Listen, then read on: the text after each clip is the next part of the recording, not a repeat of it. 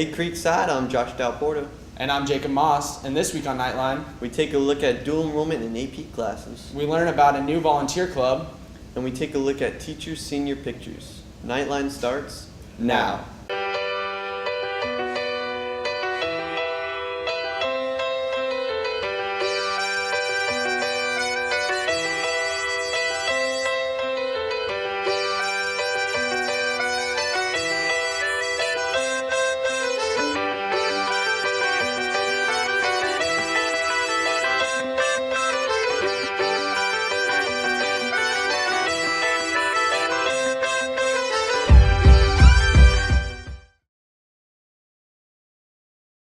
Today after school, there will be a school ambassador meeting at 2:45 in the professional library.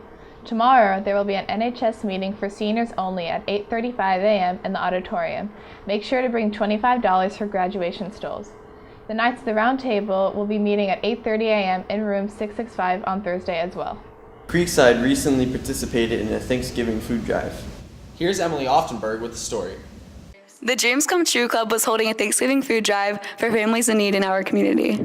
The first thing we do is a holiday food drive that works with the clubs and organizations throughout the school to gather food items for the less fortunate families at Creekside, and the extra is donated to a food bank in our local area. The majority of Creekside students and faculty have contributed to the food drive. This year we were asked by the Dreams Come True committee, actually one of our bookkeeper is part of the Dreams Come True committee, and she asked us to bring in boxed mashed potatoes. So we mobilized quickly. We're able to bring in the asked for item, the boxed mashed potatoes. I donated to junior women because I thought it would help the community, and a lot of people don't have everything that we have. Even though we're young, we could still impact someone's life in a way that makes,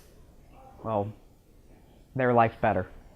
Thanks to everyone who contributed to the Thanksgiving food drive. This is Emily Otterberg reporting for KNN. The Acts of Joy Club is a new volunteering club here at Creekside. Here's Maddie Hatfield with details about what this club is doing. Here at Creekside, there are many clubs. The Acts of Joy Club offers opportunities to help out and reach the community. Last year we did a couple different projects, like we went to play bingo with the old folks at Westminster Woods. We actually made them cookies and just sat there for a couple hours just playing bingo with them, so that was really nice. There are many different varieties of service projects offered every other month. My favorite part of being in the club is probably all the different events that we do. Another great event that we did is we made boxes. We decorated them in Easter type paper and put flowers and little fluffy chickies on them. And we inverted the box with the lid upside down on the bottom of the box. So it would be like a stand, so that children that use walkers or that are in a wheelchair could easily reach the eggs on their Easter egg hunt. And that was a really great activity. Members enjoy participating in the service projects. This year our club has grown a lot. We went from about 12 people last year to 25 this year. So our club is growing.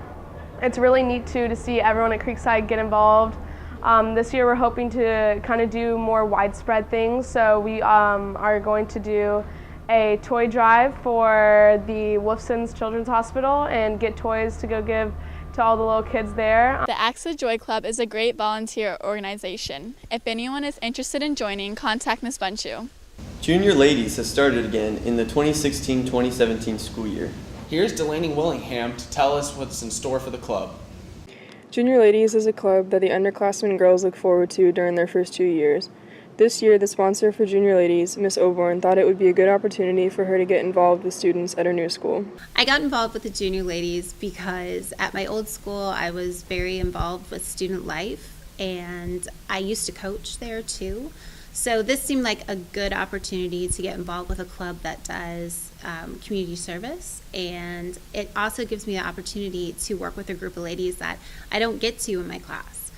The current president of Junior Ladies, Jenna Ortiz, helped to get the club started this year. Junior Ladies was kind of struggling because we didn't have a sponsor, so me and Sarah Weigel went out and got Miss Oborn, who's a new teacher here at Creekside, and asked her if she would like to be our sponsor.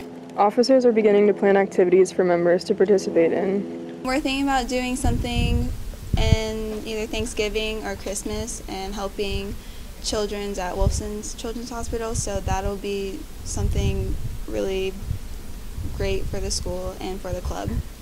There are over 100 members in Junior Ladies, and they all joined for a variety of reasons.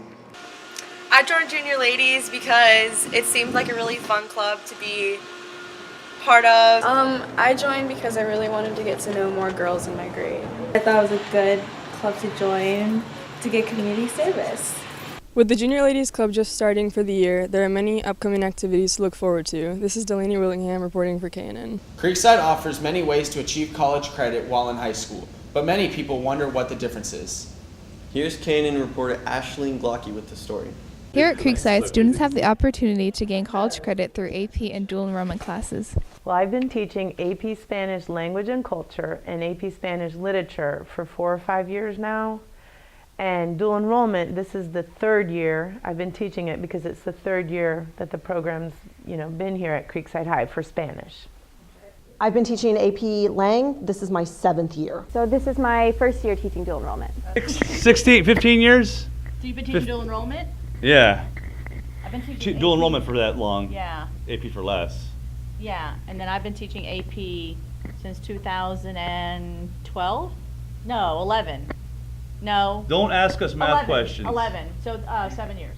Though AP and dual enrollment classes can help achieve college credit, they are each unique in their class environment in achieving the credit. AP is a more advanced course. It's an intermediate to advanced course at the college level, and the students who are in AP are heritage speakers who have the opportunity, the wonderful opportunity to pass an AP exam because they speak the language, whereas in other AP classes they may not. Well, AP, specifically AP Lang, is a much more rigorous class than other classes. We do a lot of writing, and the writing is very unique to the AP Lang exam. There are 3 different essays that the kids have to learn to write.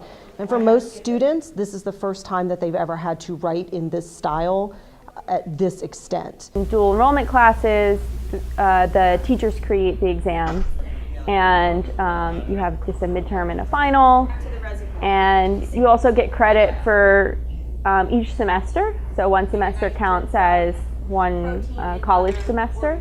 Dual enrollment is an introductory Spanish course, and so it is not, the curriculum is not as rigorous. It's fundamentally similar. But it's time of the day kind of stuff. So if you're an in-class person, if you like doing all your stuff in class, I would suggest AP. If you'd rather do it out of class and do something else in class, then I would suggest dual enrollment. Dual enrollment has a lot of writing essays, like research papers, would you say? And I'm just a lot of minimal essays, but it's a lot of minimal essays.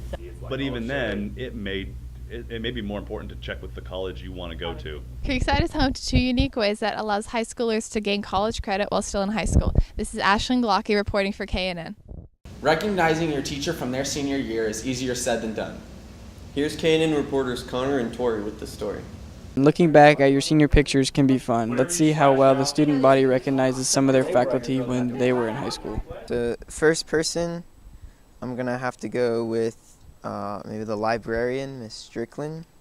Miss Wood. Miss Wood. Miss Kelly. Miss Wood. Miss Wood. Miss Tippins. Miss Cochiola. So the second picture is, I'm going to say Miss Bach. Miss Kurtz. Miss Kurtz. Miss Kurtz. Miss Kurtz. That's Kurtz. Radical hair. Oh, that's Miss Kurtz. Miss Wynn. Third picture, Coach Hudson. I have no idea. Mr. Karn. Mr. McNerney. Our dean. Coach Hudson. That is definitely Hudson.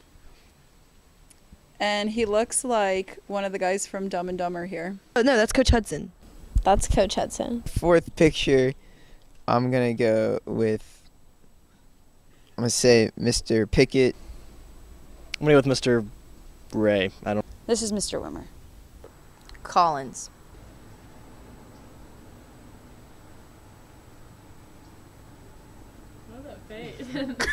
One of the Maribels. I don't know. Looks like one of my boyfriends from high school. That's weird. That's Christopher Wimmer. Mr. Gordon. The fifth picture, I don't know, maybe Miss C. And the next one, Miss McClure. Bach, the art teacher. And then Miss McClure. And then Miss McClure is the last. That is McClure. Wow, that is Farrah Fawcett. Miss McClure. And then that's Miss McClure. It will be interesting to see how different we look after the next 20 years. This is Connor Design reporting for K. To some, cars are just a way to get from one place to another. For the Creekside Car Club, it's their major passion.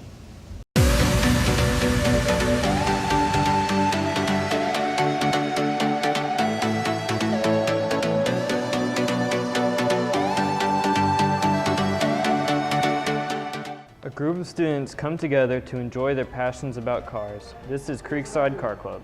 I like how it brings like-minded people together in something that a lot of people take for granted. I mean, it's pretty much just having friends and going to car meets, seeing some interesting cars, new stuff. It's always fun. I like the atmosphere of like how we all have one interest, and like even though we may be different, we all like cars. To many car enthusiasts, cars can mean much more than their physical attributes. What I like about cars is it allows you to express yourself as a person to everyone on the road. I think me and my dad both really like cars, and I think that kind of creates a bond between us because we don't actually have a lot in common. So I think cars are kind of symbolic of that.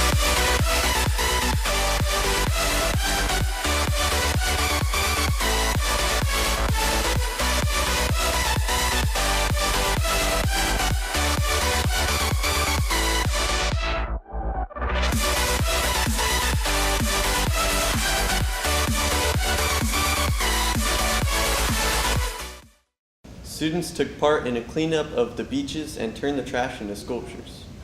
Here's Andrew Williams with more on the story. Recently, students participated in a local cleanup of our beaches. Well, this is part of a larger project with the Environmental Club and the International Coastal Cleanup, and that is put together every year by the Ocean Conservancy. I was just there to organize the club at the Coastal Cleanup at Guantanamo Matanzas Beach, which is a global enterprise. They do it every year, and the goal of it is to go clean up the local beaches. The students then took the trash they collected and created sculptures with them. So with this Trash to Treasure project, students then brought the trash back into the classroom and started making some projects out of that. For my specific project, my group and I, we made a fish out of an old plastic bottle that we found on the banks of the ocean. So our project, when we got back to Creekside with our trash, we cleaned it off with soap and water, and then we bleached it with the stuff that needs to be bleached. And then we got to groups, and our theme was the oceans. So we all made animals in the oceans, like seagulls, fish, penguins, and more fish. The Trash to Treasures project represents the values of our beaches and why we should keep them clean. This is Andrew Williams reporting for KNN. Our Creekside, 'tis the season. It's December, exams are coming up, half of the school year's already over. You know, countdown to winter break began. Let's do this. Creekside.